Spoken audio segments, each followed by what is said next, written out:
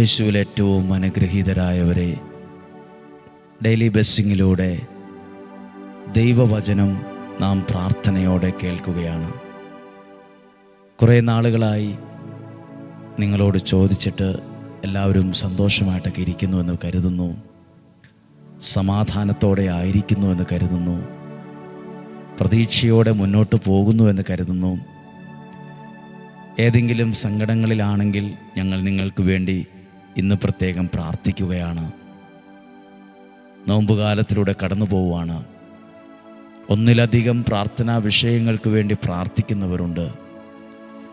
ഈ ആലയത്തിൽ ഓരോ ആഴ്ചകളിലും വന്ന് പ്രാർത്ഥനാവശ്യങ്ങളെ, നിയോഗങ്ങളെ സമർപ്പിച്ച് പ്രാർത്ഥിക്കുന്നതിന് ഞങ്ങൾ ഓർത്ത് പ്രാർത്ഥിക്കുന്നുണ്ട്. പ്രിയപ്പെട്ടവരെ, മക്കളെ വളർത്താൻ ബുദ്ധിമുട്ടുന്നവരുണ്ട്, മക്കളെ പഠിപ്പിക്കാൻ ഭാരപ്പെടുന്നവരുണ്ട്. അവരെയൊക്കെ ഓർത്ത് പ്രാർത്ഥിക്കുവാണ്. മക്കളുടെ ആരോഗ്യസ്ഥിതിയെപ്പറ്റി വേദനിക്കുന്നവരുണ്ട്. ആരോഗ്യ പ്രശ്നമുള്ള കുഞ്ഞുങ്ങൾക്ക് വേണ്ടി പ്രാർത്ഥന ചോദിച്ചവരുണ്ട്. എല്ലാ കാര്യങ്ങളെയും ദൈവകരങ്ങളിൽ സമർപ്പിച്ച് നമുക്ക് പ്രാർത്ഥിക്കാം. പ്രിയപ്പെട്ടവരെ, നമ്മുടെ ശക്തി, നമ്മുടെ കഴിവ്, നമ്മുടെ ഫോണ്, ഇതൊക്കെ ദൈവീക കാര്യങ്ങൾ ചെയ്യാൻ കൂടി നമ്മൾ പ്രയോജനപ്പെടുത്തുന്നൊരു കാലത്താണ് ജീവിച്ചിരിക്കുന്നത്. നമ്മൾ കേൾക്കുന്ന ഈ വചനം, നമ്മൾ കേൾക്കുന്ന ഓരോ കാര്യങ്ങൾ, ദൈവികമായ കാര്യങ്ങൾ, അത് എത്ര പേരിലേക്ക് നമ്മൾ കൊടുക്കുവാണ്. അപ്പം നമ്മുടെ കഴിവ്, നമ്മുടെ ശക്തി, നമ്മുടെ സമയം, നമ്മുടെ ഫോണ്, നമ്മുടെ യൂട്യൂബ്, അല്ലെ വാട്സപ്പ്, ഫേസ്ബുക്ക്, സോഷ്യൽ മീഡിയ, ഇതൊക്കെ ദൈവിക കാര്യങ്ങൾ കൊടുക്കാൻ, ചെയ്യാൻ നമ്മളതിനെ പ്രയോജനപ്പെടുത്തുന്നുണ്ട്. അതും ഒരു അനുഗ്രഹമാണ്, അതും ഒരു സുവിശേഷ വേലയാണ്. അനേകരെ ദൈവത്തിലേക്ക് അടുപ്പിക്കാനും ദൈവത്തിൻ്റെ സ്നേഹത്തിൽ കൊണ്ടുവരാനും നമുക്ക് ദൈവകൃപയിൽ കഴിയുന്നുണ്ട്. നന്ദിയോടെ, പ്രാർത്ഥനയോടെ പ്രാർത്ഥിക്കാം. ഇന്ന് നമ്മൾ ചിന്തിക്കുന്ന ഒരു വിഷയം എന്നാണെന്നറിയാമോ? പ്രാർത്ഥനയോടെ നമ്മൾ തകർന്നു പോകാതിരിക്കാൻ, വാടിപ്പോകാതിരിക്കാൻ യേശുവിനെ ധ്യാനിക്കണം എന്ന് ഒരു വചനമുണ്ട്.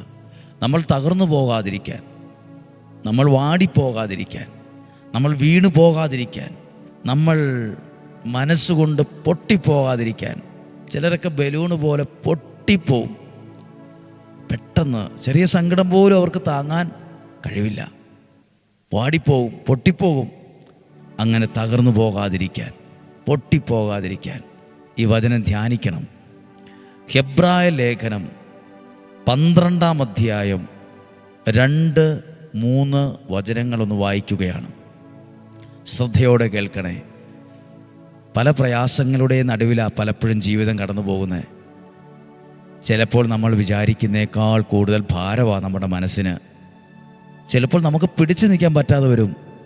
നമ്മുടെ മനസ്സ് പോലും നമ്മുടെ കയ്യിൽ നിന്ന് പോകുന്ന പോലെ തോന്നും. ചിലപ്പോൾ നമുക്കൊരു കാരണവും വേണ്ട, നമ്മൾ ഡൗണായി പോകും.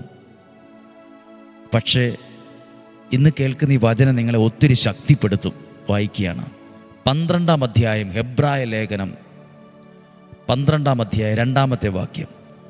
നമ്മുടെ വിശ്വാസത്തിൻ്റെ നാഥനും അതിനെ പൂർണ്ണതയിലെത്തിക്കുന്നവനുമായ യേശുവിനെ മുന്നിൽ കണ്ടുവേണം ഞാനും നിങ്ങളും ഓടാൻ. നടക്കാനാണോ? ഓടാൻ. ജീവിതത്തിൽ നടക്കേണ്ടവരല്ല, ഓടേണ്ടവരാ നമ്മൾ. ഓടേണ്ടവരാ. അതിനുള്ള കഴിവ് ദൈവം തരും, അതിനുള്ള ശക്തി ദൈവം തരും. ആരെ മുന്നിൽ കണ്ടുവേണം ഓടാൻ?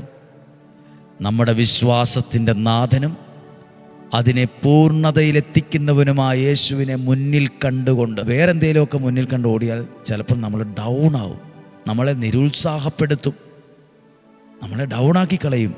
യേശുവിനെ മുന്നിൽ കണ്ടുവേണം നടക്കാനെന്നല്ല, ഓടണം. അവൻ തനിക്കുണ്ടായിരുന്ന സന്തോഷം ഉപേക്ഷിച്ച് അപമാനം വകവയ്ക്കാതെ കുരിശ് ക്ഷമയോടെ സ്വീകരിച്ചു. അപ്പോൾ എന്തുണ്ടായിരുന്നു? അപമാനം. ഒത്തിരി അപമാനം സഹിച്ചു. അപമാനിക്കപ്പെട്ടിട്ടുണ്ടോ? ആരെങ്കിലുമൊക്കെ നമ്മളെ തരം താഴ്ത്തിയിട്ടുണ്ടോ? നാണം കെടുത്തിയിട്ടുണ്ടോ? ഒറ്റപ്പെടുത്തിയിട്ടുണ്ടോ? വചനം ശ്രദ്ധിച്ചേ. അവൻ തനിക്കുണ്ടായിരുന്ന സന്തോഷം ഉപേക്ഷിച്ച് അപമാനം വകവയ്ക്കാതെ കുരിശ് ക്ഷമയോടെ സ്വീകരിച്ചു. ദൈവസിംഹാസനത്തിൻ്റെ വലതുഭാഗത്ത് അവൻ അവരോധിക്കപ്പെടുകയും ചെയ്തു. ആകയാൽ, ശ്രദ്ധിച്ചു കേട്ടോ, 3-ാമത്തെ വാക്യം, ആകയാൽ മനോധൈര്യം അസ്തമിച്ച് നിങ്ങൾ തളർന്നു പോകാതിരിക്കാൻ വേണ്ടി അവൻ തന്നെ എതിർത്ത പാപികളിൽ നിന്ന് എത്രമാത്രം സഹിച്ചെന്ന് ചിന്തിക്കുവിൻ, ധ്യാനിക്കുവിൻ. അത് ചിന്തിച്ചാൽ ഈ കാര്യം സത്യമാണ്. ഒരിക്കലും നമ്മുടെ മനോധൈര്യം നഷ്ടപ്പെട്ടു പോവില്ല. ഇന്ന് ശാരീരിക ആരോഗ്യം പോലെ പ്രധാനപ്പെട്ട ഒന്നാണ് മനസ്സിൻ്റെ ആരോഗ്യവും. ഇന്ന് ഒത്തിരി പേർക്ക് ചെറിയൊരു പ്രശ്നം വന്നാൽ മനസ്സ് തകർന്നു പോവും, മനോധൈര്യം നഷ്ടപ്പെട്ടു പോവും, പെട്ടെന്ന് മരിക്കണമെന്നൊക്കെ തോന്നും. ഇനി ഞാൻ ജീവിച്ചിരിക്കുന്നില്ല എന്നവർ പറയും. ഞാൻ തൂങ്ങിച്ചാകും, വിഷം കുടിക്കും, ഞാൻ ബസ്സിൻ്റെ മുമ്പിൽ ചാടും, ട്രെയിനിന് മുമ്പിൽ ചാടും, ചത്തുകളയുന്നൊക്കെ അവർ ചാടിപ്പറയും. മനോധൈര്യം കുറവാണ്, മനോധൈര്യം കുറവാണ്. നിങ്ങൾ യേശുവിനെ മുന്നിൽ കാണുക, ആ യേശു അനുഭവിച്ച സഹനങ്ങളെ ഓർക്കുക, എത്രമാത്രം അപമാനം സഹിച്ചു എന്ന് ഓർക്കുക. കൂടെ നിന്നവർ ഒറ്റിക്കൊടുത്തു, തള്ളിപ്പറഞ്ഞു, ഇട്ടിട്ടോടി. ഇതെല്ലാം ജീവിതത്തിൽ കണ്ടു. ഇതൊക്കെ നിങ്ങൾ ധ്യാനിക്കണം. അപ്പോൾ ഹെബ്രായ ലേഖനത്തിൽ പറയുക, നിങ്ങളുടെ മനോധൈര്യം ഒരിക്കലും നഷ്ടപ്പെട്ടു പോവില്ല. മനോധൈര്യം പ്രധാനപ്പെട്ടതാ. കോൺഫിഡൻസ്, മനോധൈര്യം മറ്റൊരു വാക്കാണത്. മനസ്സിൻ്റെ ധൈര്യം, ആ പ്രശ്നത്തെ, ആ പ്രതിസന്ധിയെ അതിജീവിക്കാനുള്ള മനോധൈര്യം, ദൈവം എന്നെ സഹായിക്കുമെന്ന വിശ്വാസത്തിൻ്റെ മനോധൈര്യം എല്ലാവർക്കും വേണം. ഇപ്പോൾ പരീക്ഷ നടന്നുകൊണ്ടിരിക്കുന്ന സമയത്തൊക്കെ, പരീക്ഷയുടെ സമയത്ത് പെട്ടെന്ന് ഡൗൺ ആകുന്നു, പനി വരുന്നു, തലവേദന ഉണ്ടാകുന്നു, പെട്ടെന്ന് തലകറങ്ങി വീഴുന്നു. ഇതിനെ ചെറിയൊരു പരീക്ഷ പോലും നേരിടാൻ മനോധൈര്യം അവർക്ക് കുറവാണ്. പ്രിയപ്പെട്ടവരെ, നിങ്ങൾ കുഞ്ഞുങ്ങളായാലും യുവതി യുവാക്കളായാലും മാതാപിതാക്കളായാലും ഞാനായാലും ആരും ആകട്ടെ, എനിക്കും നിങ്ങൾക്കും വേണ്ടത് മനോധൈര്യമാണ്. എഴുതിയിരിക്കുന്ന വാക്ക് കണ്ടോ? മനോധൈര്യം അസ്തമിച്ച് തളർന്നു പോകാതിരിക്കാൻ യേശുവിനെ ചിന്തിക്കുവിൻ, യേശുവിനെ പറ്റി ചിന്തിക്കുവിൻ, ധ്യാനിക്കുവിൻ. അപ്പോൾ ആ ചിന്തിച്ച് ആ യേശുവിനെ മുന്നിൽ കണ്ട് നടക്കണമെന്നല്ല, ഓടണം. നിങ്ങൾ മുന്നിൽ കണ്ടുവേണം ഓടാൻ. ശുശ്രൂഷയിൽ ഓടുന്നവർ കേട്ടെ, മറ്റുള്ളവരുടെ മുഖം നോക്കി അവർ പറയുന്ന വാക്ക് കേട്ട് തളർന്ന് അകത്തിരിക്കാതെ ശുശ്രൂഷയിൽ ഓടാനാണോ ആഗ്രഹം? യേശുവിനെ മുന്നിൽ കാണുക, ആ യേശു കടന്നുപോയ വഴികളെ ധ്യാനിക്കുക. യേശു കടന്നുപോയ വഴി അതാ എഴുതിയിട്ടുള്ളത്. അപമാനം വകവയ്ക്കാതെ, അപമാനമേ. നമ്മളൊക്കെ അയ്യോ അവരെന്നോട് ഇങ്ങനെ പറഞ്ഞു, അവരെന്നെ ഇങ്ങനെ ചെയ്തു, അതൊക്കെ പറഞ്ഞ് ഇനി ഞാൻ എങ്ങനെ അവരുടെ മുമ്പിൽ നിൽക്കും, തല ഉയർത്തി നടക്കും, എങ്ങനെ അവർ ഫേസ് ചെയ്യും? ഇങ്ങനെ വിഷമിച്ച് ഡിപ്രഷനൊന്നും ആകാതെ അപമാനം വകവയ്ക്കണ്ട, അത് വകവയ്ക്കണ്ട. എന്തുവാട്ടെ, അപമാനം അത് വകവയ്ക്കാതെ കുരിശ് ക്ഷമയോടെ സ്വീകരിച്ചു. അതങ്ങ് ക്ഷമയോടെ, ക്ഷമിക്കാനുള്ള ശക്തി, ക്ഷമിക്കുന്നവൻ വിജയിക്കുന്ന, ക്ഷമ വിജയത്തിൻ്റെ അടിസ്ഥാനമാണ്.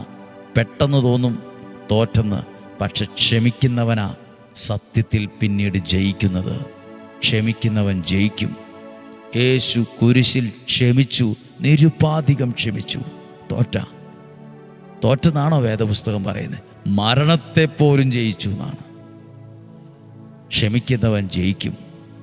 ക്ഷമിക്കാൻ പറ്റില്ല പലതും. ക്ഷമിക്കാൻ നമ്മുടെ മനസ്സ് സമ്മതിച്ചു തരൂല. ക്ഷമിക്കാൻ നമുക്കങ്ങോട്ട് കൈമുറിക്കുന്ന വേദനയാണ്. കത്തി കൊണ്ട് ശരീരം മുറിക്കുന്നതിനേക്കാൾ വേദന ക്ഷമിക്കുക എന്ന് പറയാം, എന്നോട് പറയരുതെന്ന് പറയും. പക്ഷേ ഒരു സത്യമാണ്, ക്ഷമിക്കുന്നവൻ ജയിക്കും. ക്ഷമിച്ച കുരിശിൽ നിരുപാധികം ക്ഷമിച്ച യേശു മരണത്തെ പോലും തോൽപ്പിച്ച് ഉയർത്തെഴുന്നേറ്റു. ക്ഷമിക്കുന്നവൻ ജയിക്കും. ആ അപമാനം വകവയ്ക്കണ്ട.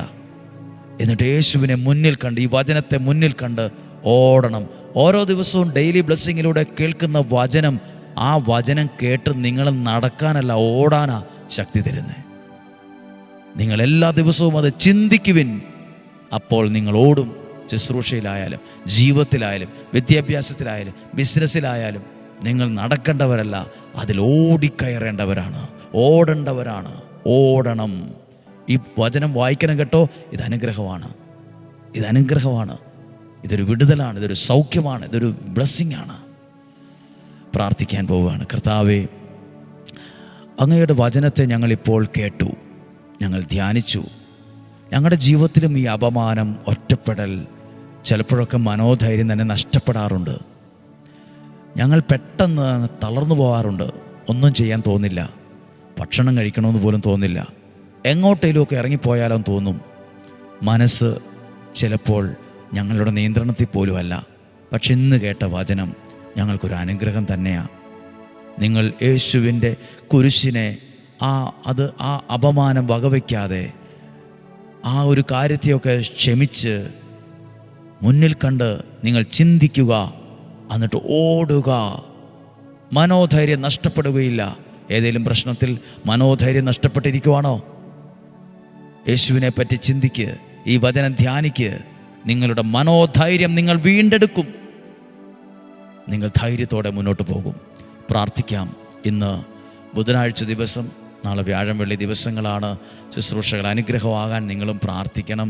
ഞങ്ങളുടെ പ്രാർത്ഥനയിൽ നിങ്ങളുണ്ട്, നിങ്ങളുടെ പ്രാർത്ഥനയിൽ നമ്മളുണ്ട്. ഇത് സ്നേഹത്തിൻ്റെ കൂട്ടായ്മയാണ്, ഇത് ദൈവാനുഗ്രഹത്തിൻ്റെ കൂട്ടായ്മയാണ്. ദൈവം പ്രവർത്തിക്കുന്ന ഒരു സ്ഥലമാണിത്. ദൈവ സാന്നിധ്യത്തിൻ്റെ അളവ് വർദ്ധിക്കുന്ന കാലമാണ്. ദൈവം നമ്മളെ സഹായിക്കും. നമുക്ക് ഒരുമിച്ച് പ്രാർത്ഥിക്കാം.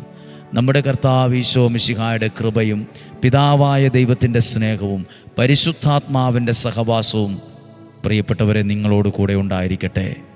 രോഗങ്ങളിൽ നിന്നും അപകടങ്ങളിൽ നിന്നും മൂപ്പെത്താത്ത മരണത്തിൽ നിന്നും ചതിയിൽ നിന്നും വഞ്ചനയിൽ നിന്നും ദൈവം നമ്മെ സൂക്ഷിക്കട്ടെ. ശരീരത്തിൻ്റെ അകവും പുറവും ഞങ്ങളെ സൂക്ഷിക്കണമേ. രോഗങ്ങൾ അപകടങ്ങൾ മാറിപ്പോകണമേ. ശിരസിൽ കരങ്ങൾ വെച്ച് ഞങ്ങളിങ്ങനെ പ്രാർത്ഥിക്കുക. അങ്ങയുടെ വചനത്തിലൂടെ എന്നെയും എൻ്റെ കുടുംബത്തെയും വിശുദ്ധീകരിക്കണമേ.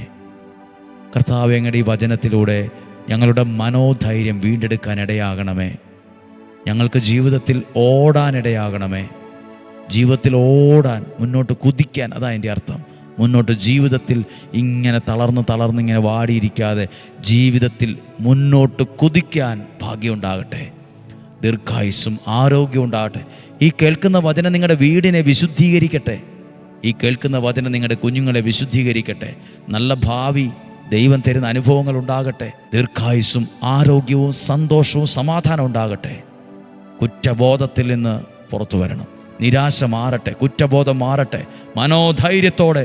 മനോധൈര്യം വീണ്ടെടുത്തേ. ധൈര്യത്തോടെ ഇരുന്നേ. ഞങ്ങൾ നിങ്ങൾക്ക് വേണ്ടി പ്രാർത്ഥിക്കുന്നുണ്ട്. ധൈര്യത്തോടെ ഇരിക്കുക. ആ പ്രശ്നമൊക്കെ മാറും. ഒരു പ്രശ്നവും നിങ്ങളെ തോൽപ്പിക്കുകയില്ല. ഒരു പ്രതിസന്ധിയും നിങ്ങളെ തോൽപ്പിക്കുകയില്ല. ആ പ്രതിസന്ധി നിങ്ങളെ തകർക്കില്ല. നിങ്ങൾക്കൊരു ധൈര്യം ദൈവം തന്നുകൊണ്ടായിരിക്കുന്നത്. നിങ്ങളെ ഇങ്ങനെ പ്രാർത്ഥിച്ച് അനുഗ്രഹിക്കുന്ന ഒരു ദോഷവും വരില്ല, ഒരു തിന്മയും വരില്ല, ഒരനർത്ഥവും നിൻ്റെ കൂടാരത്തെ തൊടുകയില്ല. ദൈവത്തിൽ വിശ്വസിക്കുന്നു, അത് ഞാൻ പറയുന്നു.